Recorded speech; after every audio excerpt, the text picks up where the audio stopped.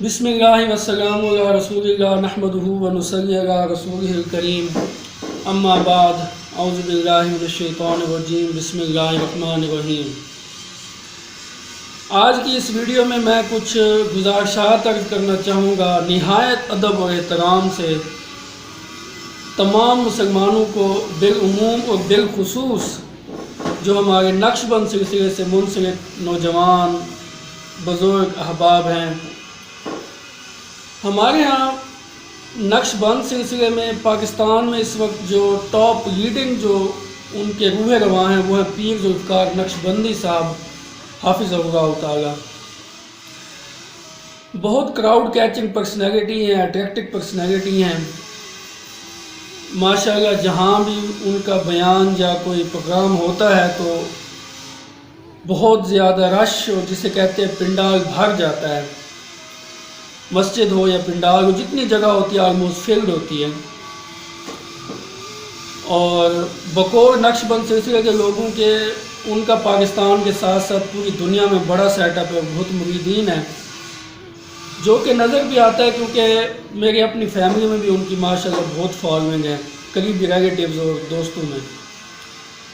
तो उनकी कुछ वीडियोस दो एक अपलोड की शॉर्ट क्लिप्स मैसेज टीवी जो देवबंद मकतब फ़िक्र का एक चैनल है यूट्यूब, बहुत मुख्तसर वीडियो थी। एक वीडियो में उन्होंने दो वाक़यात सुनाए, एक हसन बसरी रहमहुल्लाह का जो कि मशहूर ताबी और अहादीस के रावी हैं, और दूसरा सुफियान सौरी रहमहुल्लाह का, वो भी मशहूर हदीस के इमाम हैं।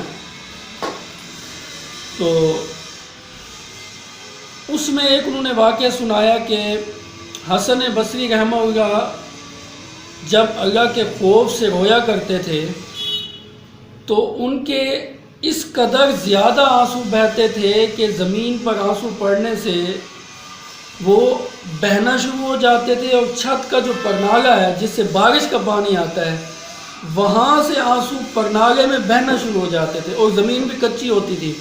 और उसमें उन्होंने लफ्ज़ इस्तेमाल किया कि हम रोएं तो हमारा तो एक आध आंसू शायद ज़मीन पी जाती है, तो वो अल्लाह के खौफ से इतना रोते थे। और दूसरा उन्होंने कहा सुफियान सौरी के बारे में कि एक दफ़ा वो बहुत रो रहे थे, तो किसी ने पूछा कि आप क्यों रो रहे हैं, तो उन्होंने कहा जी कोई अल्लाह की नाफरमानी हो गई आपसे। तो उन्होंने कहा कि मैंने पूरी ज़िंदगी इस तिनके के बराबर अल्लाह ताला की नाफरमानी की, वलियाज़ु बिल्लाहि ताला। और तीसरी जो उन्होंने बात की दूसरे क्लिप में, वो भी मैसेज टीवी ने अपलोड किया कि इमाम हनीफा 40 साल इशा के वज़ू से फजर की नमाज़ अदा किया करते थे। ये वाक़या बहुत सी किताबों में नकल हुआ, फ़ज़ाइल आमाल में भी और फैज़ान सुन्नत में भी ये वाक़या नकल हुआ। तो मैं उनके फॉलोअर्स से और तमाम मुसलमानों से एक सवाल करना चाहता हूँ कि ये जो वाक़यात हैं तीन, अगर हम अपनी अक्ल इस्तेमाल करें तो क्या ह्यूमनली ये पॉसिबल है? क्या किसी इंसान के इतने आंसू बह सकते हैं कि उससे छत का परनाला बहना शुरू हो जाए? ये मेडिकल साइंस में पॉसिबल है। अल्लाह ने जो हमें अक्ल दी है उससे अगर हम सोचें, और वो अल्लाह ने अक्ल ऐसे नहीं दी, अल्लाह ताला ने बल्कि हमारे ज़िम्मे भी लगाया है। ये सूरत बनी इसराइल में अल्लाह ताला ने फरमाया कि वला तक़फ़ु मा लैसा लक बिही इल्म, ऐ इंसान कभी भी उस चीज़ की पैरवी मत कर जिसके बारे में तुझे डेफिनेट इल्म हासिल ना हो, उसकी पैरवी नहीं करनी। इन्ना समा वल बसरा वल फुआदा कुल उलाइका कान अन्हु मसूला, और बेशक कान, आँख, अक्ल, इसके बारे में अल्लाह ताला क़यामत के दिन सवाल करेगा कि इन्हें इस्तेमाल करके हक़ तक पहुँचे थे। तो मैं ये सवाल करता हूँ, क्या ये चीज़ें अक्ल पर पूरी उतर रही हैं? आपका दिल मानता है? ईमानदारी से सोचें कि ऐसा पॉसिबल है कि इतने आंसू बहें? या मुझे बताएं, नऊज़ बिल्लाह, कोई इंसान ये दावा कर सकता है कि मैंने इस तिनके के बराबर रसूलुल्लाह की नाफरमानी नहीं की? या कोई इंसान कभी इशा के वज़ू से नमाज़ें पढ़ सकता है फजर की? ایسا ہیومنلی پاسبل نہیں ہے. یہ تو ان بزرگوں کے بارے میں جھوٹے قصے واقعات گھڑے گئے جو بہت رقت انگیز انداز میں بیان کرتے، آلموسٹ ان کی اپنی آنکھوں میں آنسو تھے.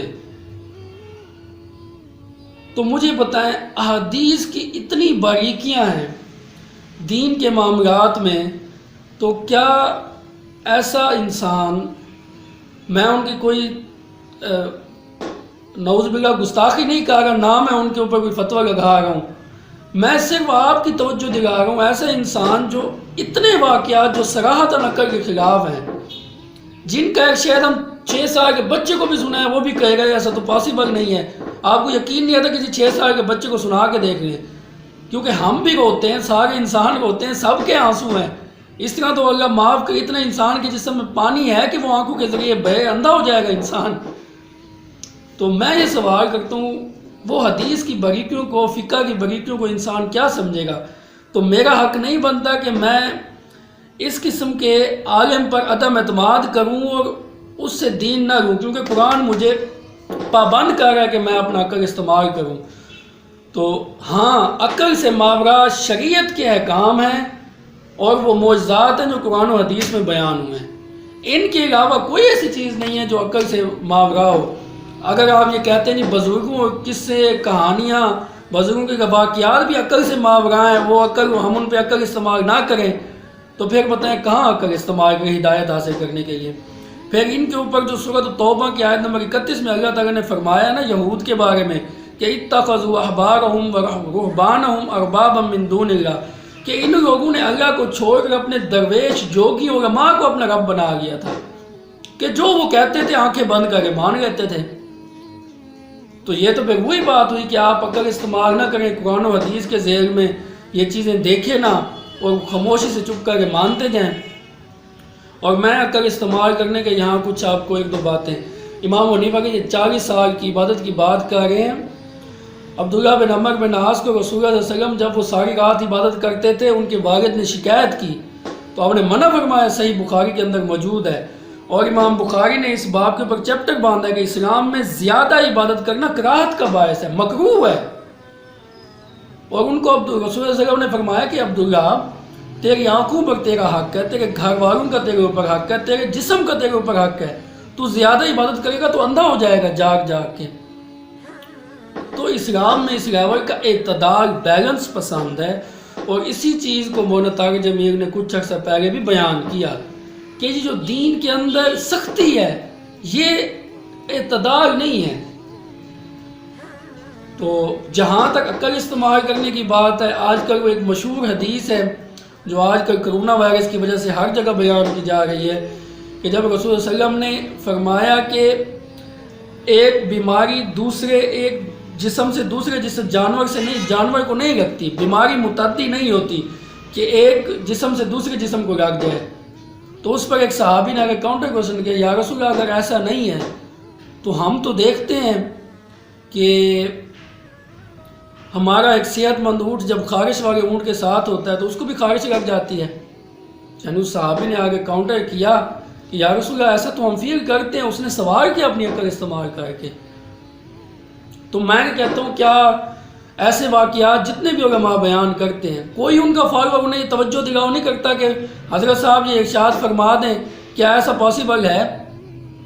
آج کی دنیا میں کوئی ایسا بزرگ ہے جس کو اتنا اللہ کا خوف ہو کہ پرناگا بہے؟ تو یہ باتیں ٹھیک نہیں ہیں. مستند چیزیں جن بندوں کے پاس اللہ اور اس کے رسول کا منبر ہے ان کو چاہیے کہ وہ مستند چیزیں بیان کرے. اور صحیح مسلم کے مقدمے میں یہ حدیث امام مسلم لے کے آئے ہیں کہ رسول صلی اللہ علیہ وسلم نے فرمایا کہ کسی شخص کے جھوٹا ہونے کے لیے یہی کافی ہے کہ وہ سنی سنائی بات آگے پہنچا دے، تحقیق ہی نہ کرے کہ بات ٹھیک ہے یا غلط ہے. تو اس سے نعوذ باللہ کسی کی دل آزاری کرنا نہیں تھا. جسٹ آپ کو وہ جو بخاری کی حدیث ہے اس حدیث کا یہ ہے کہ دوسری حدیث کے ساتھ ملا کر دیکھیں تو اس سے یہی سمجھ آتا ہے کہ رسول صلی اللہ علیہ وسلم اس ٹائم توکل اللہ کہ اللہ پر بھی نظر رکھنی چاہیے کہ جب تک اللہ نہ چاہے نہیں پھیل سکتی. ویسے دوسری حدیثوں میں موجود ہے کہ اللہ تعالیٰ نے رسول صلی اللہ علیہ وسلم نے ارشاد فرمایا کہ جزام کے مریض سے ایسے بھاگو جیسے شیر سے بھاگتے ہو. اور کوئی شخص اپنے بیمار اونٹ کو صحت مند اونٹ کے ساتھ نہ رکھے تو اس سے معلوم ہوتا ہے بیماری متعدی ہو سکتی ہے لیکن اللہ نہ چاہے تو نہیں ہو سکتی، ہمارے ذمے احتیاط ہے۔ وہ بغیر اس حدیث کا فہم تھا۔ یہاں بیان کرنے کا مقصد یہ تھا کہ اس صحابی نے اپنا ایکسپیرینس بتایا رسول اللہ صلی اللہ علیہ وسلم کے سامنے۔ جب رسول اللہ صلی اللہ علیہ وسلم کے سامنے صحابی نے اپنا ایکسپیرینس بتا دیا کہ آپ یہ کہہ رہے ہیں، ہم یہ نوٹس کر رہے ہیں، تو میں کہتا ہوں کہ یہ پیغام اگر کوئی پہنچانے والا ہو تو میں پیغام پہنچاؤں گا اس پیر صاحب کو، پیر ذوالفقار نقشبندی صاحب حافظ ہوگا، کہ خدا کے لیے اتھینٹک چیزیں بیان کیا کریں۔ یہ اس لیول کی چیزیں ممبر رسول پہ بیان کرنا غیر مناسب ہے، اور ہماری نوجوان نسل، آج کا نوجوان ایسی چیزیں نہیں دیکھتا، اسے پیور دین دے۔ یہ قصے کہانیاں سے اجتناب کیا جائے۔ وما علینا الا البلاغ۔